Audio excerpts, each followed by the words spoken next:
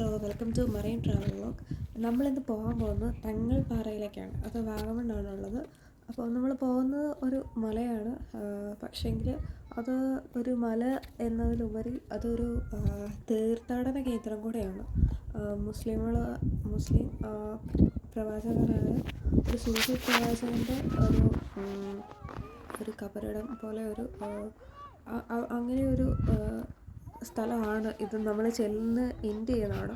അപ്പം അതിൻ്റെ ഒരു എൻട്രൻസ് ഉണ്ട്. അപ്പോൾ എൻട്രൻസിൽ തന്നെ എഴുതി വെച്ചിട്ടുണ്ട് ഇതൊരു തീർത്ഥാടന കേന്ദ്രമാണെന്നുള്ളത്. പിന്നെ കുറച്ചും കൂടെ അതിൻ്റെ എൻഡിൽ നമ്മൾ ചെല്ലുമ്പോഴത്തേനും നമുക്ക് എന്താ പറയുക, അവിടെ ഒരു സൈഡിൽ കബറിടം കാണാം.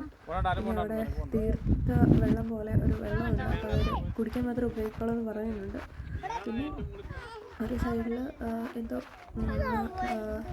ഒരു ബിൽഡിംഗ് ഉണ്ട്. ആ ബിൽഡിങ്ങിനോട് ചേർന്ന് തന്നെ എപ്പോഴും ഒരു കുന്തിരിക്കം പോലെ പറിച്ചുകൊണ്ടിരിക്കുന്നുണ്ട്. അങ്ങനെ നമ്മളവിടെ ചെന്ന് എൻഡ് ചെയ്യുന്നിടത്ത് കാഴ്ച അങ്ങനെയാണ്. അപ്പം ചെല്ലുമ്പോൾ തന്നെ നമുക്കൊരു പ്രസാദം പോലെ എന്തോ നമുക്കൊരു കുറച്ച് നമുക്ക് ഈ എന്താ പറയുക, കൽക്കട്ട തരികൾ പോലത്തെ ഒരു നേർച്ച പോലെ നമുക്ക് തരുന്നുണ്ട്. പിന്നെ അവിടെ നമുക്ക് നേർച്ച ഇടാനുള്ള ഓപ്ഷനുണ്ട്. അങ്ങനെയാണ് ഇതിൻ്റെ അവസാനത്തിൽ നമ്മൾ എത്തിച്ചേർന്ന സ്ഥലം. ഇതുമായിട്ട് റിലേറ്റ് ചെയ്ത ഒരു ഈ കഥകൾ നിരവധിയാണ്. അപ്പം എനിക്കിതിൻ്റെ കഥകൾ അറിയില്ല. അപ്പോൾ നമ്മൾ യൂട്യൂബിൽ തന്നെ പല കഥകൾ കേട്ടിട്ടുണ്ട്. നമ്മൾ ചെന്ന സമയത്തും അവിടെ ചെന്ന് കണ്ട കാഴ്ചകൾ മാത്രമാണ് ഇവിടെ നമ്മൾ പങ്കുവെക്കുന്നത്.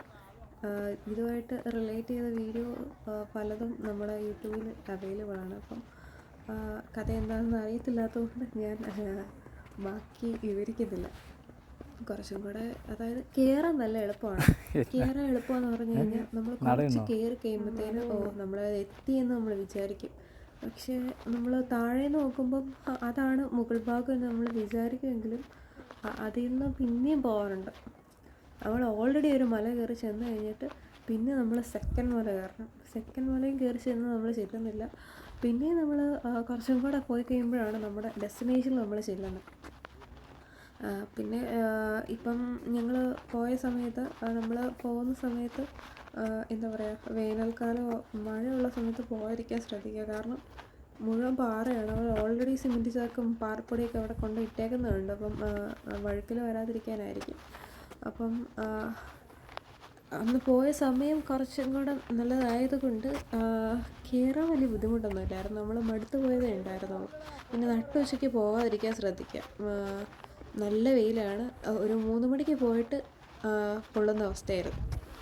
അപ്പം മാക്സിമം ഒരു 10 മണി 9 മണി ആ സമയം അങ്ങനെ നോക്കി പോവുമോ, അല്ലെങ്കിൽ പിന്നെ കോട ഇറങ്ങുന്ന സമയത്ത് പോവുകയാണെങ്കിൽ നല്ല ബെറ്റർ എക്സ്പീരിയൻസ് ആയിരിക്കും.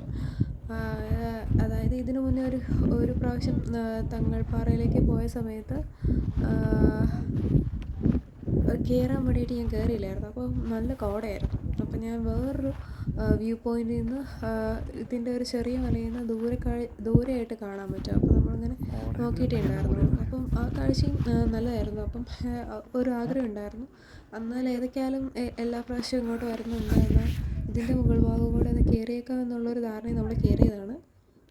കയറിയപ്പോൾ നല്ല സുഖമുണ്ടായിരുന്നു. നമ്മൾ ശരിക്കും മടുത്തുപോയി. കുറച്ച് വെള്ളമൊക്കെ ഉണ്ടായിരുന്നതുകൊണ്ട് വെള്ളം വെച്ച് ഞാൻ അഡ്ജസ്റ്റ് ചെയ്ത് നല്ല മടുപ്പായിരുന്നു. അവിടെ ചെന്ന് കയറി കുറച്ച് നേരം റെസ്റ്റ് ചെയ്തിട്ട് ഇതുപോലെ കാഴ്ച കണ്ടിരിക്കാൻ നല്ല രസമാണ്. നല്ല മനോഹരമായ കാഴ്ചയാണ്. ചുറ്റും മലകളും കോട കൂടി കിടക്കുന്നതും റിസോർട്ടുകളും അങ്ങനെ തേയിലത്തോട്ടങ്ങളും ഒക്കെ ആയിട്ട് നീണ്ട് ഒരു വലിയ പ്രദേശം തന്നെയുണ്ട്. അധികം നമുക്ക് അതിൻ്റെ വക്കത്തേക്ക് പോകാനും പറ്റത്തില്ല.